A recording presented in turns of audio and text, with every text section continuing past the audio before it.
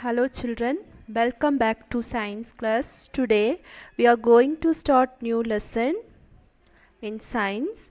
So in the previous lesson you have learned about different food habits followed by different regions of India.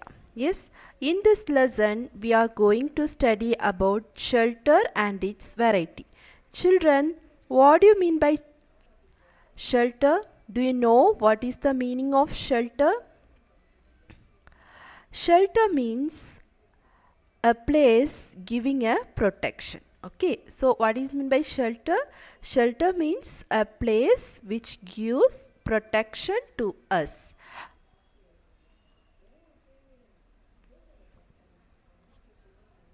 It will give protection from heavy wind, rain, sunlight, etc. So already you have learned what is the need of a house. Okay, you know everyone. Shelter is the basic things which all human beings require in their life. Yes? Can you say children what is the need of house? We need a house to protect ourselves from the wind, rainfall, from sunlight, etc. Is it children? All you have learned the material need for the construction of house in your previous class. In this lesson, we are going to know about the houses constructed in different parts of our state. You know which is our state, children? Yes, Karnataka is our state, right? Let us learn some of the areas where how the houses will be and what are the materials they will use for the construction of their house. Okay. So first of all, we are going to learn about the district called Kalaburagi in Karnataka. In that, one of the taluk name is Jivragi. Okay, so Jivragi taluk in Kalaburagi. So the houses. Let us know about the houses constructed in Jivragi taluk, Kalaburagi district. Okay, so in this place, in this district, it's a hot place. Okay, it's a hot place with scanty rainfall. What is meant by scanty? It receives less rainfall. Scanty means less. Okay, so Kalaburagi district, it is a hot place with a scanty rainfall or with less rainfall. People build the houses using shahabat stones or slabs of stones. Here I have shown the picture of shahabat stones. This is called shahabat stones and this is called slabs of stones. Okay, so people use these stones to build the houses. The roof is constructed with wooden planks. Okay, so here you can see the houses which they will build in the Jivragi taluk. So here the roof will be constructed with wooden planks. Okay, it will be made up of wood. Over it they will put mud. Okay, so the roof will be constructed with the help of wooden planks and over it they will put mud. Some people they will place stone slabs instead of wooden planks. Okay, so instead of wooden planks, some people they will place stone slab on it. Next, we are going to learn about Kopa of Chikmagalur district. Okay, so this is the area where we can see different type of houses. So in this area, Kopa, there we can see heavy rainfall. Okay, the rainfall is heavy in this place. People build the walls with bricks or mud. Okay, so here you can see the house. So it will be built with the walls will be built with bricks or mud. Okay, so using mud or brick, they will build their house. Then the roof will be thatched with the hay. So what is meant by hay? Hay means dry grass. Okay, so the roof they will touch with the dry grass and the roof is sloppy.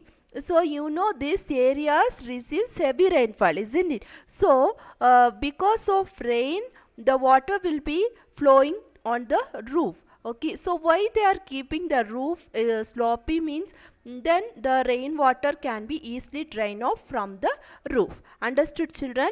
So the roof is thatched with the gay. Gay means dry grass, and the roof will be sloppy.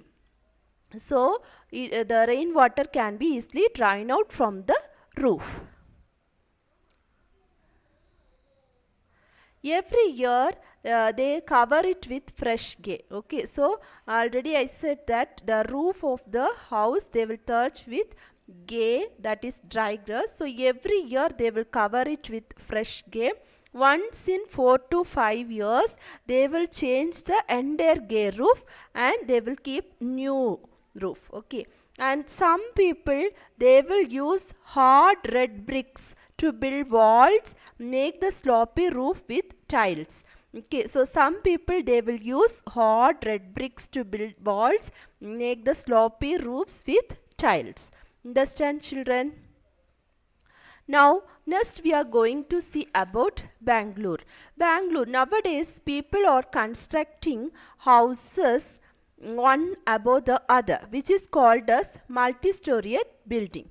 Okay, so in Bangalore we can see apartment. So apartment is nothing, it is called as multi-storied building. So apartment means, you know, people they used to construct house one above the other. So to build apartment or multi-storied building, what they will use? Band bricks or bricks which is made up of cement, and they will use steel rods also for construction. Okay, children, so to build multi-storied building they will use band bricks or bricks which is made of cement. They will also use steel rods for construction. Then flooring, how they will do? They will do with the help of colorful tiles and marbles. Okay, so flooring of houses, it will be done with colorful tiles or marbles. There is a facility of staircases along with lifts. Okay, so you know there will be a houses which is constructed one above the other. So to go from one floor to other floor, there will be a facility of staircases along with lift. So here you can see the picture of multi-storied building. Okay, so they will use band bricks or bricks which is made of cement to construct these buildings, and the flooring will be made with the help of tiles or marbles. They will use staircases along with lifts to enter into it, and huge machines like crane and mixer can be used to construct these buildings. Then we are going to see about how the houses will be in slum areas. In slum areas we can see houses, they are very small. Okay, so we can see houses which are very small. They build the house with bricks, dry leaves and tin sheets. Okay, in slum areas people used to build the house with bricks, dry leaves and tin sheets. The roof will be thatched with dry leaves. Okay, so dry leaves, or they will cover it with the tin sheets. Few people put tiled roofs for their houses, and there we cannot see drainage facilities. Drainage facilities means, you know, to post the wastewater. There will not be any facilities for drainage. Okay, so the waste water from washing the clothes, bathing, etc. will be stagnates in front of the house. Okay, so therefore mosquito threat will be common. Okay, so it will be the breeding place for the mosquito. Okay, so in slum area there is no proper drainage facilities, so the waste water which it will come from when they will wash clothes, bathing, etc., it will stagnate, or it will be standing in front of their house for a long time, which will be the breeding place for the mosquito. In a small area, in slum area, you can see hundreds of houses are built close to one another. Therefore, there is no proper ventilation and lighting facilities also. And also the people who stay there, they do not keep their surroundings clean. Okay, they do not have proper drainage facilities, and so they cannot keep their surrounding clean. And not only that, they dump the waste material everywhere, and dung hills have been created, so that dung hills, or the place where they will dump the waste material, will be the breeding place for housefly and other insects, and this leads to the cause for the spread of disease. Okay, so there will be a chances of spreading disease due to multiplication of housefly and other insects. Understand, children? Now here you can see the picture of slum areas. So some houses, they will be having very small houses in slum areas. They build a house with bricks, then some they will use dry leaves and tin sheets as their roof.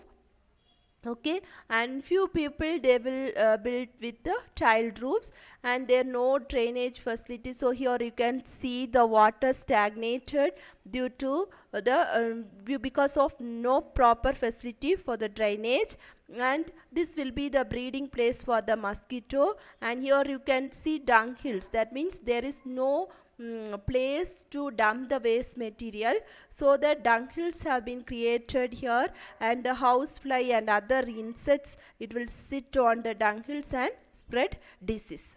Understand, children? Then we are going to move, because nowadays we can see some changes in the construction of house from the cuts to multi-storied building. So let's see about that. So for in this picture, first you can see hut. So hut is very small house. Yes, it's here it is, its roof will be thatched with the gay or dry grasses, and during summer the leaves on the thatched roof would dry due to heat, which makes hole in them. Okay, and due to the heat, sometimes the hut, it can there will be a chance to catch fire also. Okay, so after some days, the people decided to construct their building using bamboo houses. Okay, so they started to construct bamboo houses. First, the people, they are building house, that is hut, which is made with the gay grass. Okay, after that they started to construct house using bamboo trees. Okay, so they will take bamboos from the nearby forest, and they will place the mud walls. Okay, and the roof will be built with the bamboo trees. Okay, next their flooring will flooring, how they done means, it will be they mix the cow dung with water and plastered the floor and the walls with it, and they decorated the house by putting rangoli and entered the house. Okay, after some days, the people, they changed into concrete house. Concrete house will be having a marble flooring, okay, and colored walls. Then there we can see small garden around the house and a compound. Okay, and there will be a proper ventilation. Okay, and there will be a broad windows which allows light and ventilation into the house, and the doors will be made of wood with beautiful carvings on it. The flooring also done with black stones. Okay, and some people, they used to put tiles. Okay, and some they used slabs of stones for roofing. Cement flooring also they have used, and after that people started to build multi-storied building. Okay, so these are some of the changes which happen in the construction of house, how from the huts to multi-storied building. So nowadays we can see in most of the areas apartment, that is multi-storied building which consists of 15 to 20-storied building with more than 500 houses. Okay, and this multi-storied building, there will be a lift service to reach houses on the top floors. Okay, certain machines were used to construct these houses. There are bedrooms, dining room, living room at these houses, and everything, it will be really fine in this multi-storied building. The houses are constructed like matchboxes, which will be arranged very closely, and the household articles in these houses can be orderly arranged and fashionably orderly arranged, and doors and windows are not of wood, they are made up of steel or plastic, etc. Okay, so now this modern world, human started to develop multi-storied building by occupying the only less spaces, but they can build more than 500 places by occupying a less space. Understand, children? So here are some points which we have to learn. Burj Khalifa in Dubai, it is the tallest building in the world. Okay, so which is the tallest building in the world? Burj Khalifa. Its height is about 829.2 meters. Okay, that is 2722 feet. So Burj Khalifa in Dubai, it is the tallest building in the world. Then Dharavi of Mumbai is the largest slum in India. So you have learned in this lesson about slum areas, isn't it? So in India, Dharavi of Mumbai is the largest slum in India. So more than 10 lakh people are living there. It is also called as largest slum area of Asia. Nowadays, some projects have been implemented to construct eco-friendly houses by using the material in a limited way. So now they started to implement to construct some eco-friendly houses by using the material in a limited way, and people are interested in constructing houses by adapting solar heater to heat water, rainwater harvesting, then how to manage garbage, etc. in the house itself. Okay, so people nowadays, they are using solar heater to heat water, and they are doing rainwater harvesting. So you know what is meant by rainwater harvesting. What is meant by rainwater harvesting? The rainwater will be stored in a, it will be collected and stored in a tank for the further use. Okay, then and they are managing garbage waste in the house itself. Okay, and there are records about ant hill which spread for more than 650 acres. Okay, so there is an ant hill which spread for more than 650 acres, which is called as Great Nest, and lakhs of ants live in them. Okay, understand, children? I hope that you all understand about shelter and its variety. If you have any doubt, you can ask. Thank you, children.